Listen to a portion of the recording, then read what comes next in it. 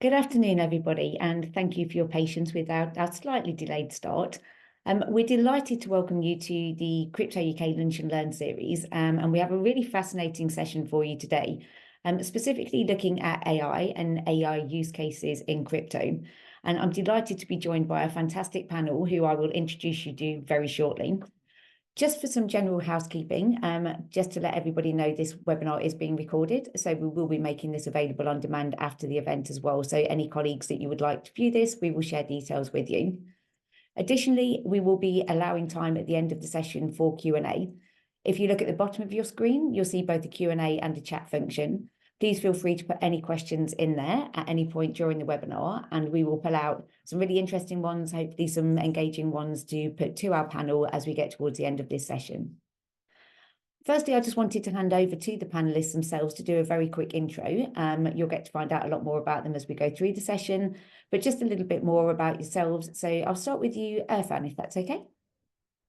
Yes, my name's Irfan Baloch. I'm one of the technology partners at Cripps. My background is I worked as a software developer and an engineer before I became a lawyer, and I worked at the Defence Research Agency. So I'm very much interested in technology. My practice is all about technology, and particularly looking at disruptive tech and crypto AI in that kind of area, really. Fantastic. Thanks, Irfan. Shrin, would you like to go next? Yes, thank you very much for having me on. My name is Shrin. I am a founder of a venture-backed company called People and Robots. As the sort of name implies, to build AIs and automations for people. Just through a mixture of sort of serendipitous happenstance. Most of our work is about using the platform that we've built to automate a lot of regulatory monitoring, which kind of segues quite nice into sort of financial services and AI. We've done quite a lot of work in the AI space, whether it be building tools for clients, building our own platform, and generally kind of learning what's out there. Prior to this, my background, this is sort of my second company. My previous company was in the travel sector, which was acquired by Airbnb, and again, did quite a bit in the AI space at Airbnb, sort of in the early days of using large language models and related technologies.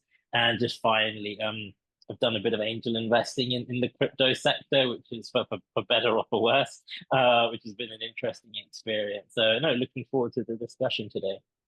Fantastic. Thanks, Shrin. And last but by no means least, James, over to yourself. Thank you very much and good afternoon all. So James Draycott, Deputy Director AI and Data at EPSRC, which is part of UKRI. That's a lot of acronyms.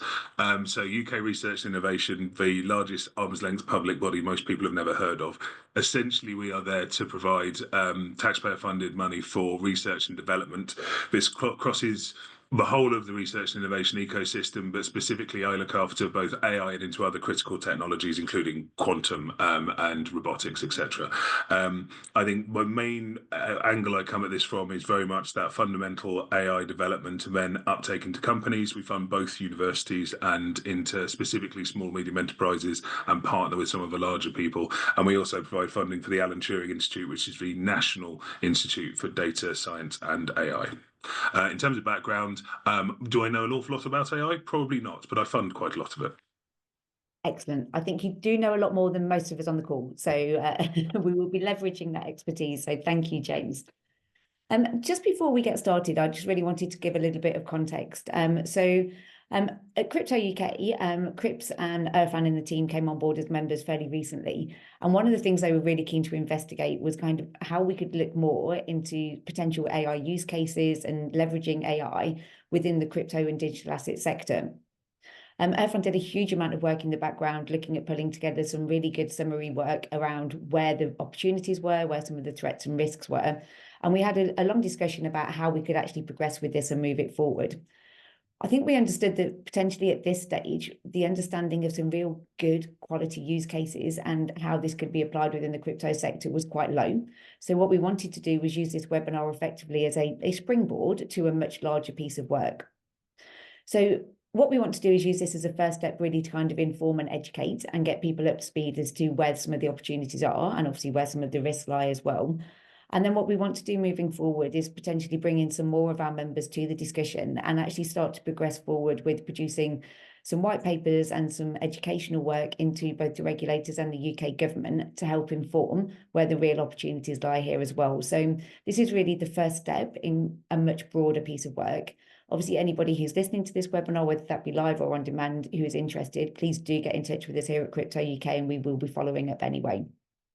I think that segues quite nicely then into this first section. So to start off with, I'm going to hand over to Irfan and then on to James as well, to really kind of start looking at the question going, you know, why is AI important? Why is it important now? And where are some of the opportunities? So Irfan, I'm going to hand over to you first. Yeah, thank you, Sue.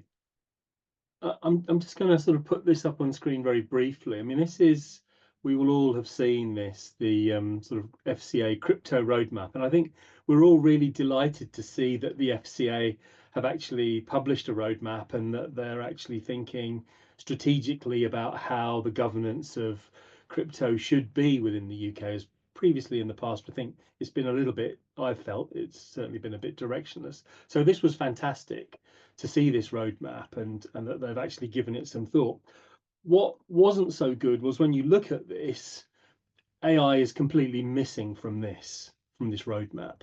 And that is of huge concern because we've all heard about AI, we've all come across it, it's prevalent in pretty much, you know, day-to-day discussions about everything that's happening within industry and society. So for them to have not even sort of put in a token reference to that was concerning, which is what triggered my discussions with Sue and why I thought it was important for us to try and show some thought leadership around this. What's particularly concerning to me is that the FCA are members of this organisation called the Digital Regulation Cooperation Forum, DRCF. And the other members of that are the CMA, the Competition Markets Authority, the Information Commissioner's Office, and Ofcom, and they are sort of meant to be working together to see how digital implementation and regulation should be for the UK going forwards. Now, the fact that they're involved in that and embedded in that, and yet they haven't mentioned AI, was kind of puzzling to me. And I thought that actually we really do need to, maybe there's an opportunity there now to try and help shape the discussions around what we should be doing and how we should be taking it forward. It's something that is being done sort of throughout government. We've just, one of my colleagues, Matt Holman, has just completed a consultation with the Information Commissioner's Office, which is in relation to AI and data protection, because they go very, very closely hand in hand.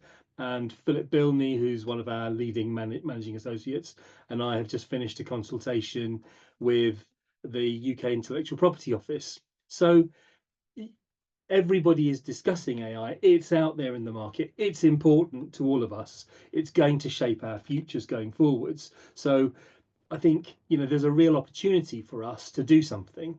I mean, I'll come to the regulation aspects a little bit later in a bit more detail about what's happening in the EU, what's happening in the US.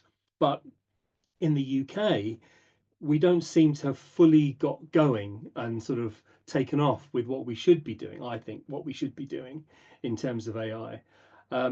Now, I know that James has got some interesting insights into that, which I'm sure he's willing to share with us. So over to you, James, for some insider knowledge, if that's not too controversial. I think legally I'm not allowed to call it that. But yes, thank you very much, Irfan. So I will also now attempt to share my screen, just because I've got a few little slides and I don't use Zoom often. So let us see if this works. Now, can I make that into full screen? Is the other question? Has that now gone to full screen for everybody? Excellent, good. Thank you for the thumbs up. So I think I'll take a step back and look, I suppose, the macro level AI situation across the UK. So as I mentioned, I look after the research and development part of the UK portfolio, I suppose, in AI research and development. If I flip ahead a slide or two, that's around £1 billion actually has been pumped in by the UK government into various different initiatives, both to create new AI technologies, but also speed their adoption across a range of sectors.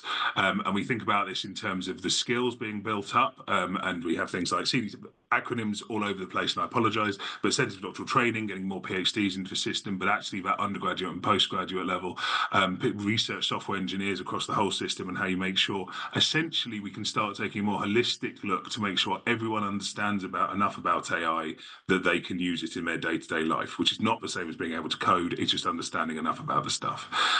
In terms of the other aspects we're really looking at is how we can ensure a healthy pipeline of AI technology development in the UK. If nothing else, because I think some of the data issues that Irfan actually mentioned largely come from sometimes it's challenging to send a load of data to another country and get it back again when you are working with some quite sensitive data. And how we work with that and understand what a sovereign AI capability in the UK looks like and how we interface with that is something we're working very closely with the government on. There is an AI action plan, which was launched by the Prime Minister in January, which talks about how we can make the UK more of a maker rather than a taker of AI technologies. And at the moment, we're working with them very closely through a thing called the spending review, which will determine how much money I get to spend on realising that particular goal. But I think there is a real appetite across government to make the UK a success story in AI, recognising how transformative this could be in terms of a technology. So if I flip back as to where the opportunity space is, actually the UK is very well positioned across every sector in AI. And the confluence with specific sectors it also shows growing strength in, including crypto, I think is a sensible place for us to start with, to try and focus some of those things down. So we have a very strong fundamental research base. There's a reason we've got lots of institutes and things named after Alan Turing. He did help invent it. But actually that has been going on for the last 60, 70 years. And to be clear, AI has been around for a long time. It is more the scale of it, which is now fundamentally changing the paradigm of what it is useful for. But we do have that research base for technology companies that are based in the UK, either from US giants who are now basing here, but also a very vibrant startup and VC. I was trying to remember the numbers, but the VC environment is incredibly good. In terms of Europe, we are the #1 country for investment in these sorts of firms. So there is this seen an ability and money in the system to be doing more, creating more technologies and solving problems. How we now work that through the regulation Irfan was talking around what the AI Act may or may not look like, which we're still expecting at some point in the next couple of years. And again, this is an area we do have leadership on. Actually, the UK's organised the first AI summit in terms of AI safety, which is increasingly looking at governance risks within businesses in addition to the existential ones. I think how we leverage that for the good of companies based and working in the UK is of primary importance to the UK system and the government. So I was just going to touch on a couple of things, and firstly, because one has to do some self-promotion in terms of what UKRI are focusing on at the moment. And so, as I mentioned, this is across the core research, future AI models, but also how we start getting that into commercial environments, which is why it's really useful to come to things like this, because one of the themes I think I'll come back to is AI is only going to be as good as the problem you give it to solve. And actually, for a lot of these things of where should we use it, the key principle should be where have we got issues that need a step change, or where we could show. And no one will know their own business better than the person running it. And that's where you start in terms of where AI could and should be used. A quick mention of the Alan Turing Institute and the National Data as a National Data Science and AI Institute. I think I'm really bringing this out because this is a national institution. It works closely with various businesses, large and small, has a number of spin-outs in the AI space, and has recently been doing some work around into the financial services sector, certainly with HSBC and others. It's funded at scale by the UK government to go and work with people. So there are entry points to this system. If you don't know enough about AI, there are people you can go and talk to about it. And there's a number of examples of things they've worked on here. I just wanted to point out the last one, which is a multi-purpose tool, which essentially just, it's called Raftori, and it just looks at network analysis. And it can be run on almost any sector. and it's been used for various different things. It's now got a spin out attached to it, which is included actually what we used it working with blockchain firms to analyze the legality of cryptocurrency transactions, but then also is working on data-driven analysis of construction projects. So the difference of AI as a technology is actually the way you employ it, and the sorts of data you apply it to actually can be vastly different in different contexts. So actually understanding what the capabilities are, and therefore what problems you can apply it to, are incredibly important. I will stop doing an advert. And I think coming back to the original question, which I think what the opportunity space is, I think actually for me, a huge opportunity is being able to define where those problems are. AI will do two things. It will first of all increase productivity in key areas, make you more efficient and give you an edge over competitors. That is what it is doing in multiple sectors at the moment. But the other more transformative aspect is where it gives you a capability that has not been done before and fundamentally changes either intelligence that you have in terms of the data it looks like, which could not be looked at by humans. It gives you an additional capability in terms of a service you deliver or something that just hasn't been done before. That is where you can get transformational products which are related to AI use. I think for both of those, the key thing is find someone who knows something about AI and then find a way to talk to them about it in a way where you can phrase your problems in their language. And actually the best way we can really start showing real adoption, real uptake, and showing real returns on AI is to get those conversations going and to find people who are interested in what the data can do, people who are interested in what your problems are, and bring them together to then start to find the solutions. And I think there is a real appetite in government to get that feedback from the community of what those problems are. So if anyone wants to use Q&A to pose problems, I'm also very happy to be taking live feedback. But thanks, Sue. That was my patter. No, that's fantastic. Thanks a lot, James. And as James alluded to again, please do drop any questions into the Q&A or chat. I think that's really good in terms of setting the scene and actually understanding where we are in the UK at the moment as well. I think this is a really good opportunity to bring Shrin to the conversation here, because obviously you've been living and breathing this for quite some time now. And I'm sure you've got some really good examples of some real life use cases and also some experiences that you could share with the audience here as well, just in terms of how AI has been transformative in other sectors, but also some examples that you've seen and with the work that you've been doing too. So I'll hand over to you, Shrin. Yeah, sure. No, I don't think I have recalled a technology adoption and progress as fast as what we're seeing now with AI. It is absolutely staggering.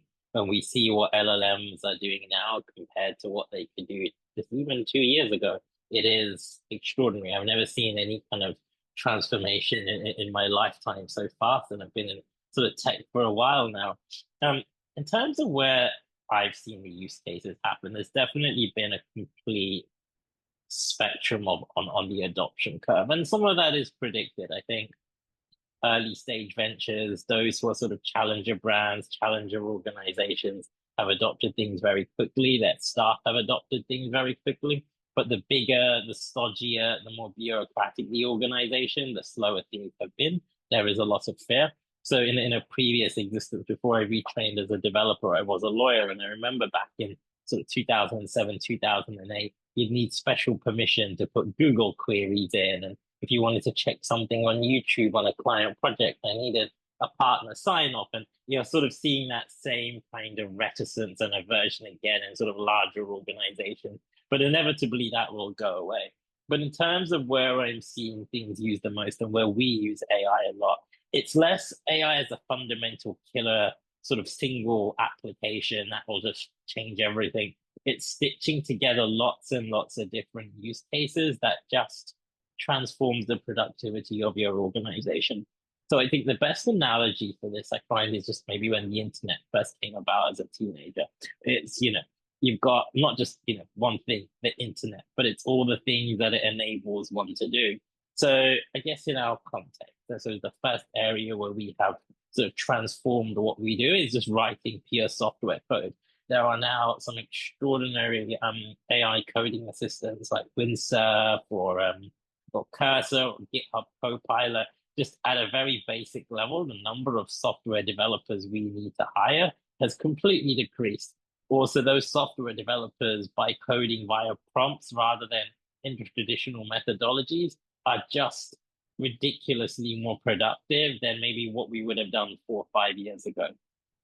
That's one area. The second area is other just forms of internal productivity. So we had to draft a customer contract about a year ago. And actually, I've done a few of these over the sort of the course of the year. We've been using LLMs to take a first version of some of these kind of more routine documents. We've sort of checked it or got an external counsel to check it, but we have saved in the multiple tens of thousands of pounds being able to do things internally. And then the other area is just finding and retrieving information. So Claude or various other major LLMs now, you can just upload your documents into it and you have a nice, easy conversational interface to dig out the information and the knowledge that is kind of within your organization. And it's just made things a lot faster. That kind of, the constant email chains of, oh, has someone got this or has someone got this document have generally moved to the side.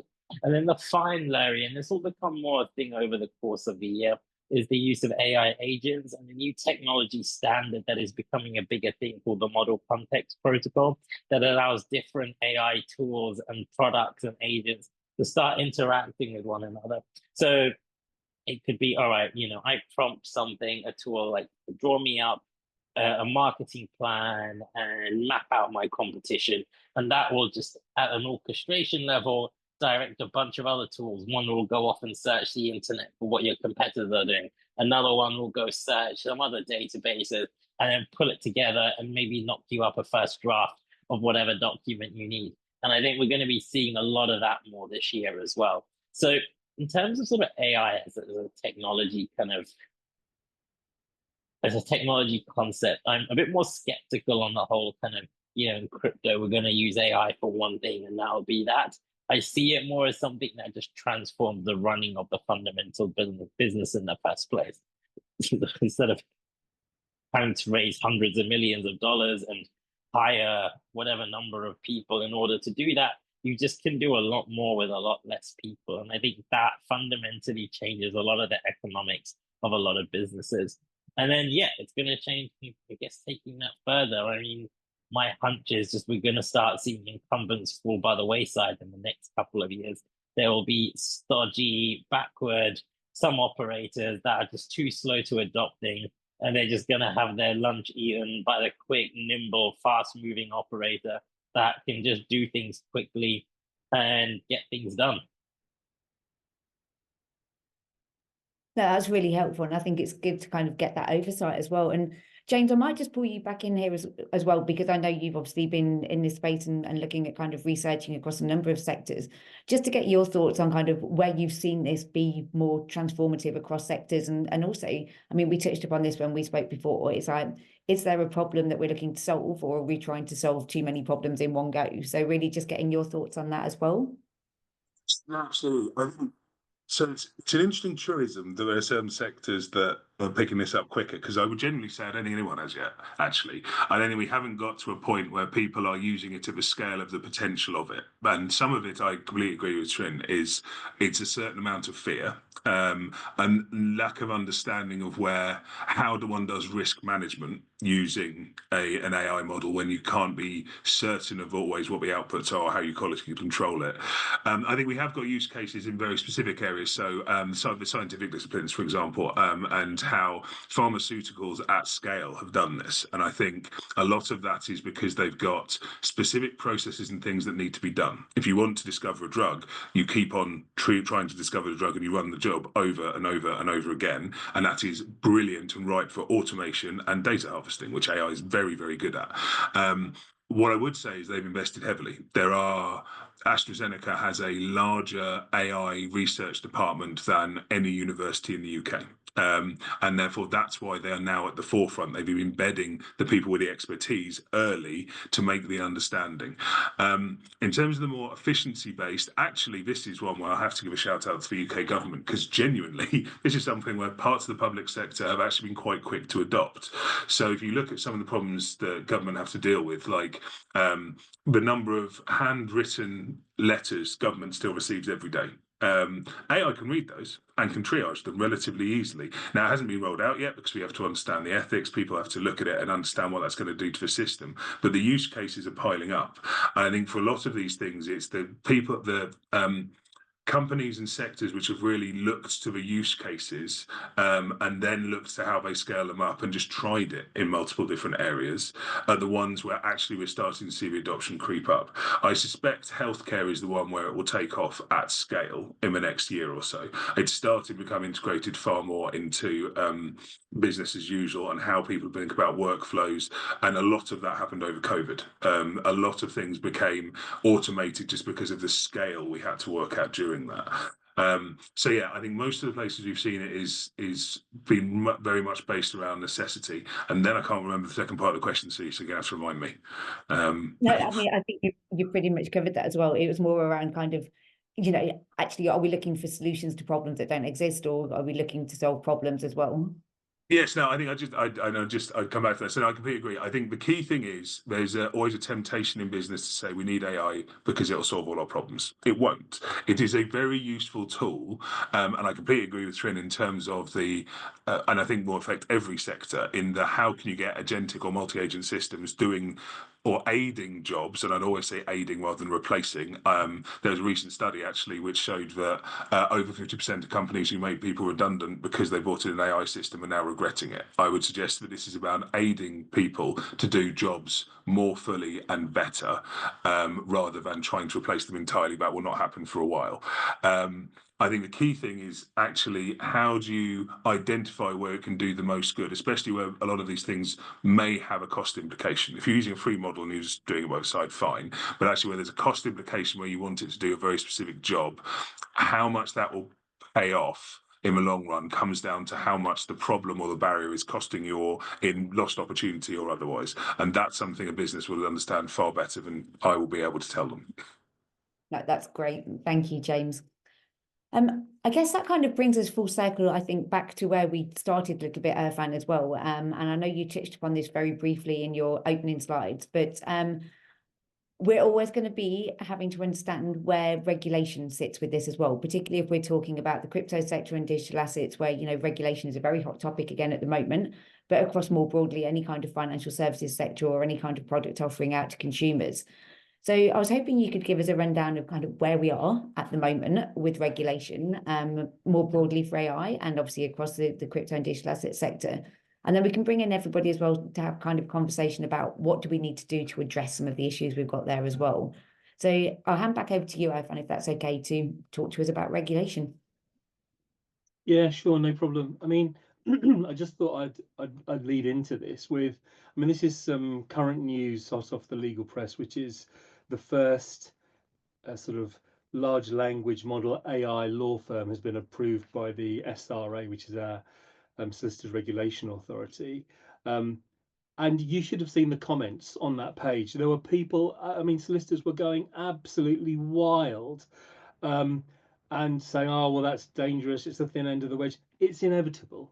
It's going to happen. There's no point trying to push back the sea like King Canute. I remember a long time ago when I was a trainee, we still used typewriters in our offices, and people were just bringing in word processors and computers, and there were so many lawyers going, it's never going to catch on. We want to stick with our carbon copies. Email was obviously the work of the devil. So technology is just going to roll forwards no matter what you say. There's another case in the Gazette as well about a judge sanctioning various lawyers for having cited fake cases. Now, this was well publicized in the US, where a lawyer had submitted briefs to the court, and basically the LLM had hallucinated and just created and invented some cases. The fact that this has happened recently, and the indication seems to be that they're trying to blame AI for it, is kind of a bit shocking, really, because you would have expected people to think, well, actually, no, I'm going to check everything that's done. So, it's not a case of just leaving AI to its own devices and just letting it get on with it. There's lots of worries. The questions we get asked are typically, is AI coming for my job? Is a general AI going to take over and then kind of wipe us all out? I mean, these are sort of legitimate questions. I don't think AI is coming for people's jobs. I think the people's jobs are actually quite complex in certain circumstances. Simple things that James was talking about, triaging, correspondence, things like that. That's a good thing that AI is going to be looking at that. Complex advice, complex analyses, you can't just leave AI to its own devices. We build in, technically, they build in lots of safeguards and sort of protections so that when you're using AI, you can't just sort of type in, tell me how to make a nuclear weapon. So, there's protections built into that. There's research going on. There was a recent research paper around how some universities scientists had managed to circumvent that in all of the AI models, not just ChatGPT or anything else, but there's a particular kind of attack called a policy puppetry attack, which they've now implemented, and they can AI will happily tell you how to make a nuclear weapon. I mean, you may not be able to buy the stuff, but I mean, there are ways around it. So I think that we are a long way off where people feel, oh my God, AI has taken over, or it's just doing its own thing without our oversight or governance. So just looking in a little bit more detail about what's happening with AI regulation. Correct me if you think I'm wrong, James, but the UK is quite hands off at the moment. We haven't dived into the regulation. We haven't got the detail. There was an artificial intelligence regulation bill. It was dropped just before the current government came in.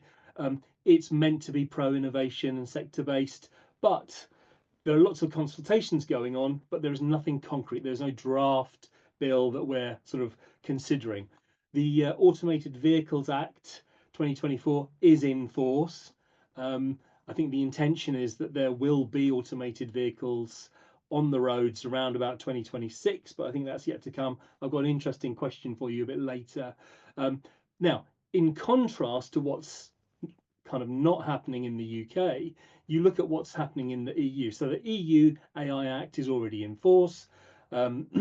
They are starting to categorize different levels and different types of AI, sort of unacceptable risk, high risk, general purpose, and the way that those different types of AI are to be treated are actually very, very different. So, if you're using AI to manipulate human behavior, that's an unacceptable thing. That's going to be banned. They're not going to allow you to use those kind of systems. You look at sort of limited risk or lower risk things like the kind of application that James was talking about. No one's going to be bothered if your AI is reading and triaging correspondence or emails. So the EU have taken a kind of strategic approach, and they did this with data protection. So this mirrors what they've already done in the data protection space. Is they've tried to sort of set up an AI office, which is going to have overview over that. And I think, James, unless I'm wrong, is there a similar intention in the UK? So we have the AI Security Institute, which is, or previously the AI Safety Institute, was set up after as part of the Bletchley Accords after the first one in the UK. At the moment, it does not have regulatory powers. One might suspect that if there was an AI bill, which was mentioned in the King's speech, that it might be looking at whether that would be appropriate to have regulatory powers, but it's essentially advisory in there to understand and codify what the risks are for specific AI models rather than advise business and the sectors at the moment. So the way I like to think of it is that the UK is being heavily inspired by what the European Union have done. I mean, in the US, it's much more fragmented, although Donald is very, very keen on it. I'm not sure exactly what his motivations are, but we don't need to go into that right now. However, I think for the UK to have closer regulatory alignment with the European Union is probably a good idea, so that UK companies can operate in the UK, but as long as the legal framework is right in the UK, they can then also operate in Europe as well, which would be a very sort of positive outcome, because you don't want to be trying to navigate your way through two different sets of regulations and then trying to sort of say, well, okay, we've met UK requirements, now do we meet the US requirements, the EU requirements too? I just want to share one sort of more point with you, which is implementation of AI, I've already said that the Automated Vehicles Act is already in force. We're starting to then look at, what would a car do in this type of situation, and who would be liable? So, would it be the owner of the car? Would it be the manufacturer of the car, or would it be the developer of the AI? Because these are all, completely valid questions and important for us to determine. So if you look at those three options, which of those options do you think is probably most likely? Well, of course, what presentation would be complete without a lawyer asking you a trick question? It's a trick question. Under the EU AI Act, it's the insurer who's liable, because they don't want to get into complex litigation as to owners, manufacturers and developers. They want to look after actually pedestrians and people who are using the roads. So it's just one example of how the EU have said, okay, we want to kind of cut through this problem rather than getting to the ethics and how we should say, what was happening in the car and all the facts and circumstances. Let's just shift that onto the insurer, and then commercially the insurer will be able to sort of look at all of those issues in advance. Just very, very quickly, there are some other really interesting use cases on AI, which I just mentioned in passing before I hand back to Sue. But you may have seen this series called Altered Carbon. It talks about, essentially uploading your personality and your character into the cloud and you're lasting forever. It's a reality. This gentleman, unfortunately, he's a terminally ill cancer patient and he may already have passed, but he's essentially uploaded, his thoughts, his memories, his processes. This company in America have uploaded him into the cloud, and the idea is that his family can then interact with him after his passing. It raises a whole load of issues as to who owns that, his personality, all kinds of things about keeping that running after his passing. So there's such a myriad of things to talk about and look at in terms of general regulation of AI. We're obviously looking at the specific use cases for crypto, and I think and I hope that we've piqued enough people's interest for you to get more involved in this, so that when we sort of start to put together our white paper, we'll get sort of all your thoughts and contributions as to what that should look like, and the different things that we should be looking at in terms of presenting to the FCA and government and saying, look, this is how we think we should shape AI and crypto regulation. No, that's, hugely interesting, and you can see why regulators potentially in the UK are looking at this going, oh, that's okay, it's fine, we can look at this, and then going, it's huge. It's absolutely huge, because I think the concept of my personality living forever would scare the living daylights out of anybody who's related to me or who knows me. But I think, as you say, the main issue at the moment is that it's throwing up a lot more questions than it's actually providing answers to. So I think, as we said before at the beginning, one of the reasons that we really wanted to get into this conversation and really kind of start it now was to answer some of those questions, but to pose some of those questions, but to really start thinking about what we can do to move forward with this as well and start to establish some of the first steps. I think Shrin, I'm just going to bring you back in at this point as well, because again, as we said, you've been living and breathing and in this industry for quite some time. You've been using this technology, you understand how it works. What have been some of the challenges as you've been running some of these businesses you've seen? And, as we're trying to move this forward and get a better, clearer regulatory framework, what do you think are some of the practical things that we should be considering based on what you've seen in practice already? I think the ultimate challenge for us is just keeping on top of everything. Various tools that we have used a couple of years ago are now a little bit Stone Age. And for us, it's just, we're in the weeds of running our business, and just whatever kind of, so much happens on a given day, and it's okay. Like something new is completely deprecated, something we've previously used, and then, all right, we've got to now switch over to something else because this new product or service is just a game changer in terms of what the status quo was. So I'd say the biggest challenge for most early stage ventures who are sort of baked in AI to what they're doing is just keeping up to speed with everything. and not, and not being outcompeted, because I have not seen a more aggressive competitiveness in any sector compared to what I've seen now with AI. So I'd say that would be our biggest challenge. I think as you go further up the food chain, you start dealing with larger organizations that are more established. Yes, like then the sort of the bigger regulatory piece comes along. But I think this is one of the areas I'm a little bit skeptical as to where this all lands. I think you can regulate certain domains maybe more easily than others, but an all-encompassing AI Act, by the time any of this stuff actually ever gets through, it'll already be old news by the time that it's actually there. And then the other sort of thing that we think a lot about is the nature of open source AI models. Go onto Hugging Face or any other platform. You can download these things for free now, and you can have these models running locally. And then when you have so many integrations of models running locally that can be connected to hundreds of other different services, it becomes geographically kind of neutral, right? You have no idea where anything's come from.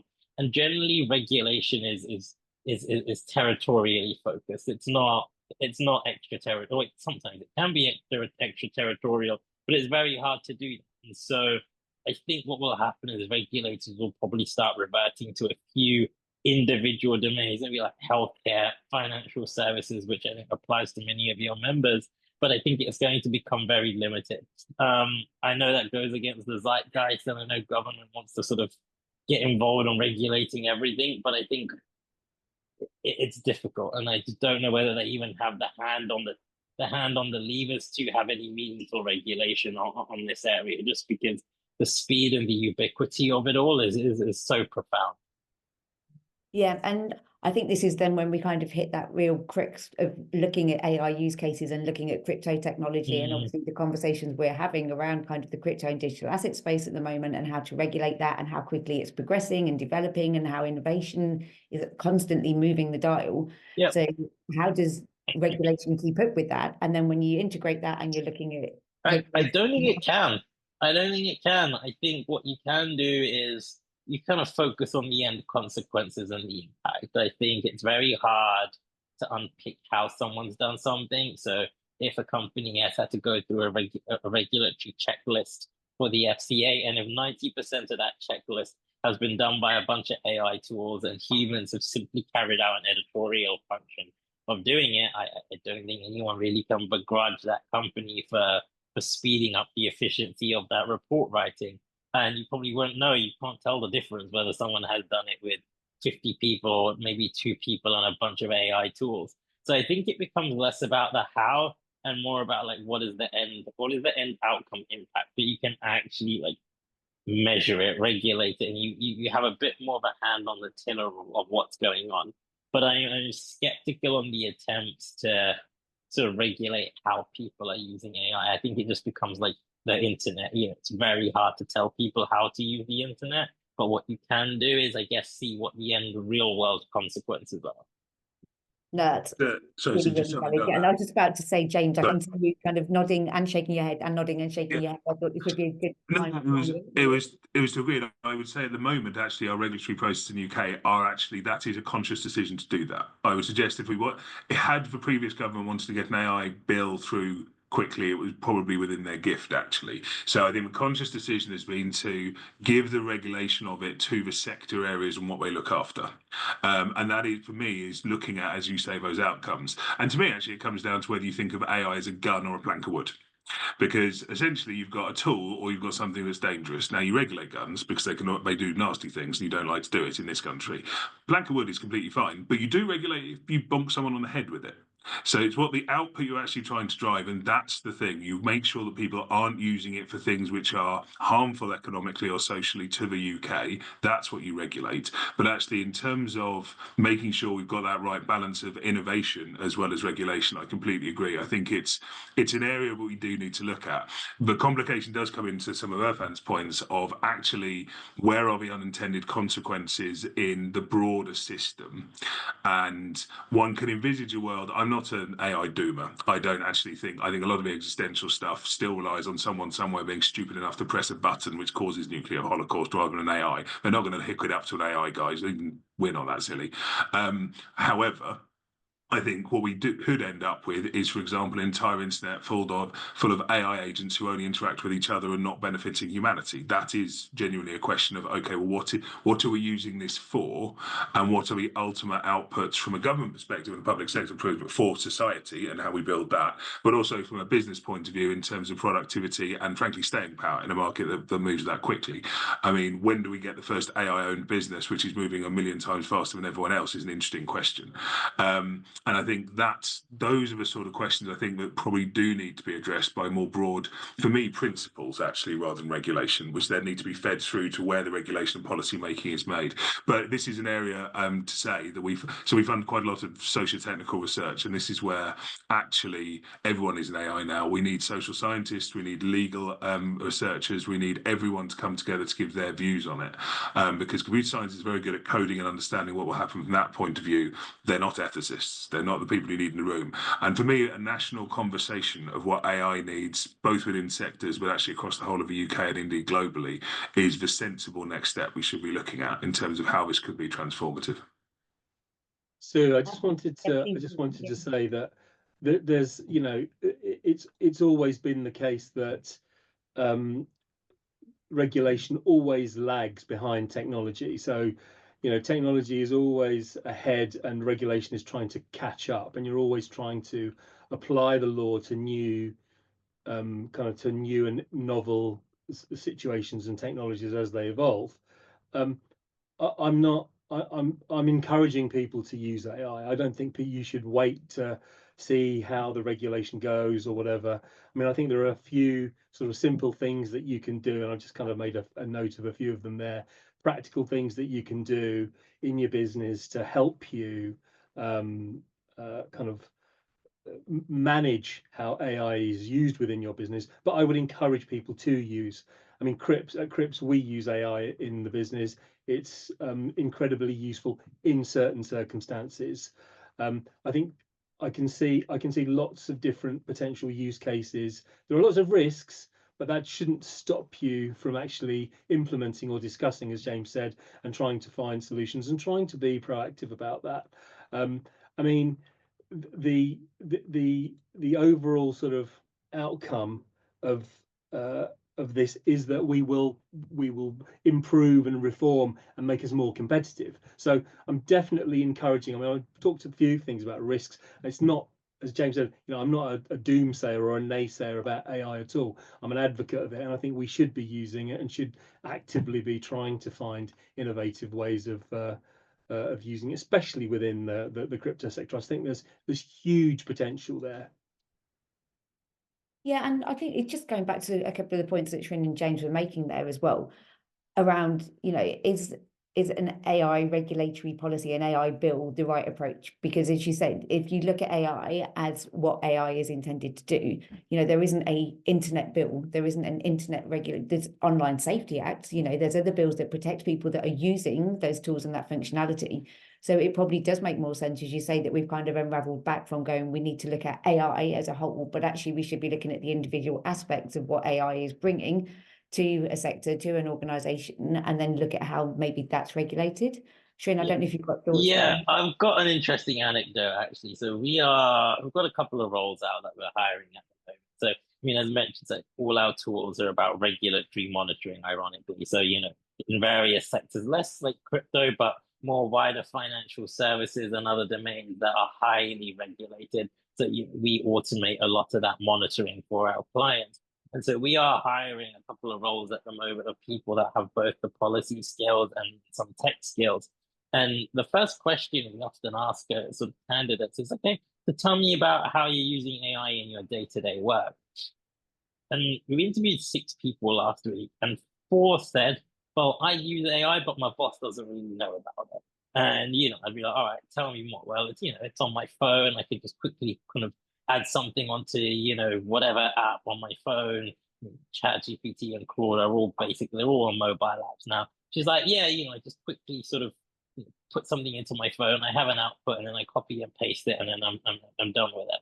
And so I think that for me was the kind of the inflection point. Now, yeah, it's just baked in, and it's sort of, what's the word? It's like slithering its way into like the fundamental DNA of how people do things. A bit like the internet, a bit like with any technology.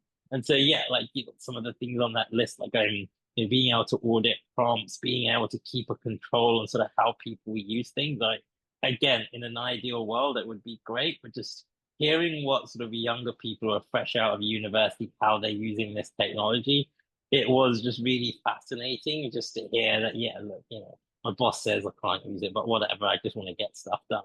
And I think that is probably the default. And I'm, you know, 4 out of 6 of them, I'm pretty sure the other 2 are not that different, but probably just didn't admit it. And I think it's also that identify that you are using AI sometimes. You know, you could potentially ask that to a number of other candidates and they're like, well, I'm not using this. But it's like, actually, are you using this application? Are you doing this? It's like, well, in which case you are actually integrating some form of AI into the way. Yeah, totally. Yeah. Just add to that. Sorry. Sorry, very quickly after that. The only thing I was going to add to that is I think I would absolutely encourage what's just been said. Yeah, I agree, especially with tech stuff. It's always for youngsters and it always annoys me. But they find the next killer application. But that's the genius of AI as a technology. We don't actually know it's all of its capabilities, even the stuff we've got. People playing with it and genuinely just having a play, see what it can do, see what it can do for you in your context. That could discover the next killer application for it, but just because no one's used it that way yet. And therefore, I think it's just starting to get hands onto it, understand what it can and can't do, use it for some stuff in a low risk situation just to see how it works, and actually getting a feel for that. Because genuinely, I think there are businesses which are being created off that sort of playing and suddenly going, oh, it can do that. That's monetizable, and entire spin-outs will come out of that. So it is an area where I think just starting to integrate it. And on my point, the only other thing I say is my favorite application in work life is I generally put my emails and say, is this too angry, into ChatGPT, and it helps. Really useful for rewriting when I'm slightly vexed at the end of a long day. I think I'd go for the reverse option. Is this angry enough sometimes? Boring. Ben, sorry, I know you wanted to jump in there as well. Yeah, I mean, look, I think that example that Srin gave is great, and you know, people are using these things. I think the danger is, and I can sort of share this on a no names basis, but you know, we had a frantic managing director of one of our clients ring up and say, yeah, my assistant, he's brilliant. He's been producing meeting notes of all these strategic board meetings we've been having. He's been doing really quickly and efficiently. It turns out he's been using an AI app to record the meeting and transcribe it, and we don't know because he's not been using a company corporate closed AI, so it's being potentially uploaded into the public domain. So you know, some guidance to your staff to say, look, just be aware, use AI, but have some guidelines, have some high level principles.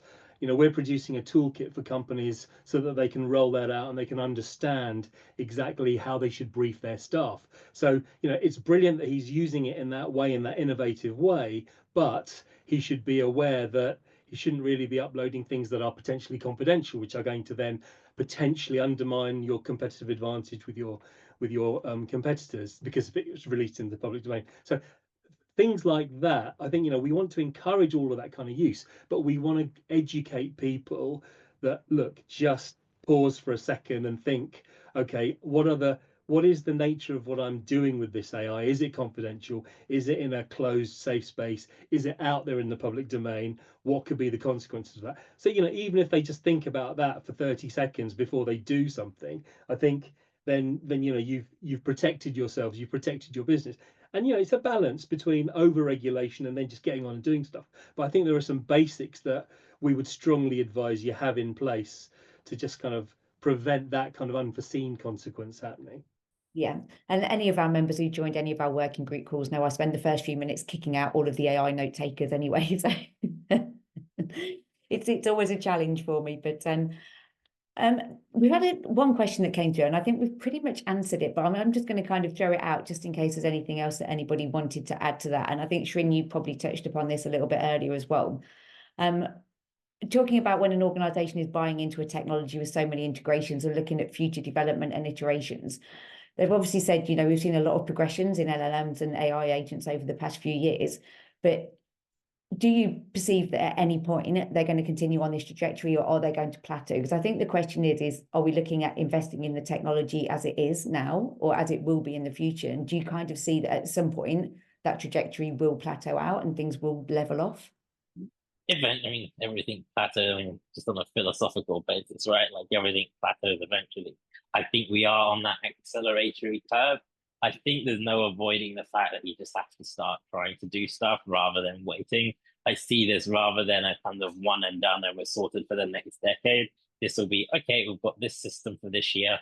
Okay, in a couple of years' time, something new that blows this one out the water now gets replaced. And I think organizations are going to evolve a new ability to kind of be more nimble on swapping things in and swapping things out. And I think it will just become like the core competency, because if you don't swap something that is underperforming and bring in a new thing, then somebody else will and move faster and just outcompete.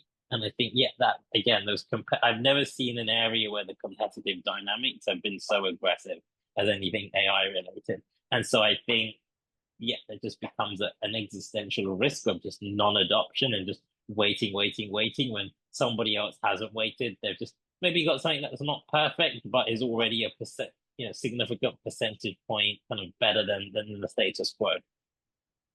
Fabulous. So we spend a lot of time thinking about this because we have to write a national strategy on what we should be investing in research, right? So no one knows is the honest answer in terms of where we're going. I completely agree that exponential growth is only exponential for so long. Every technology ever has taught us that, whatever some of the investors might say. What I would say is I think, yes, will capabilities get better? Yes. But what we don't understand is whether the jumps will be as transformational as we've seen recently in transformer-based models, getting us to where we are with large language models. The other thing I think to reflect is, when is good enough, actually, because the capabilities we've got now can make transformational changes to how people do business. If I reflect on, I remember having WordPad in the early 90s. Word isn't that different, actually. Yes, it's got massive amounts of different things it can do now, huge amounts of integration. I probably use it exactly the same, actually, in terms of typing things. So while there will be new capabilities, and I think some of the agent-based AI, I think, is going to become very exciting, where it starts going out and doing jobs on its own, almost like a member of staff, to then come back to you, multi-agent systems that can work together and collaboratively on a task. I think there are some things we will start to see shifts, but for me, they're in a slightly different part of the market than you might use a large language model for. It'll be different jobs you will use it for rather than replacing necessarily the one you've got. But I also suspect the business models of the AI tools manufacturers will start to change. Everyone subscribe to Microsoft and you get a new Office every time. So I suspect the market will move with it. And it just is around how you make sure that you are at least keeping up, rather than trying to compete in every single area. And for me, again, it's where the key use cases are you value most when you start playing with the stuff. Fantastic. Look, I'm very conscious of time, but before we wrap up, I just wanted to throw this out to each of you just to give us maybe a 20-30-second snapshot of anything that you would just want to say is a key takeout from your perspective that the people who have attended this webinar, those that will be working with moving forward, should either be considering or be aware of. Just any final pearls of wisdom from each of you. So, James, did you want to go first? Happy to. So I suppose I would, my quick reflection would be, yes, I do still think this is going to be transformative. I think whether or not it is something you integrate into your business, it's something you need to acknowledge, would be how I would think about it. I think actually there are opportunities to talk about not only the quickest AI, but who has got the safest, the most trusted, who are actually specifically not using AI because that's what their customers would prefer because they have a zero risk tolerance to data leakage, for example. So I think it's how you think about the technology in addition to just how you might integrate it, but how you make it core to your business model or how you present that to the world. But having no position on it at all, I think at this point is becoming a mistake, essentially. So do think about how it's going to affect you. Brilliant. Thank you, James. Srin, any final thoughts? Yeah, just to echo James, really, like none of this is going to be uninvented. It's not going anywhere. If anything, it's just going to all speed up.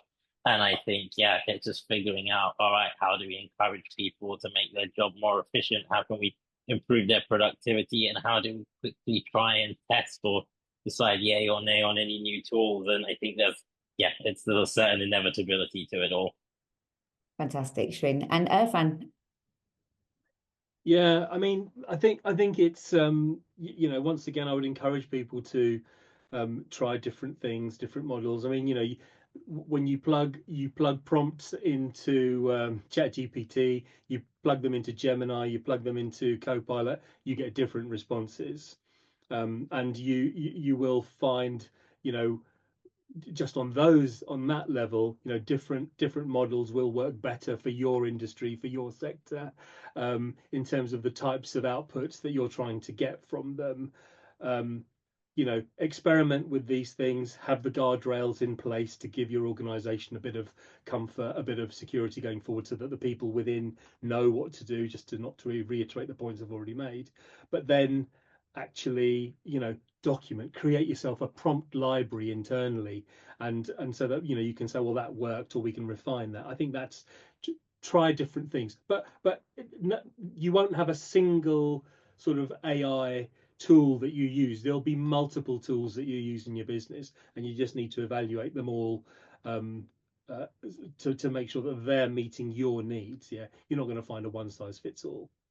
No, and that's been some really useful advice from all three of you. So firstly, Irfan, thank you for bringing this proposition to Crypto UK. Thank you for coming along as members, and we're looking forward to going with you on the journey to see how this progresses. I think there's some really interesting work ahead of us.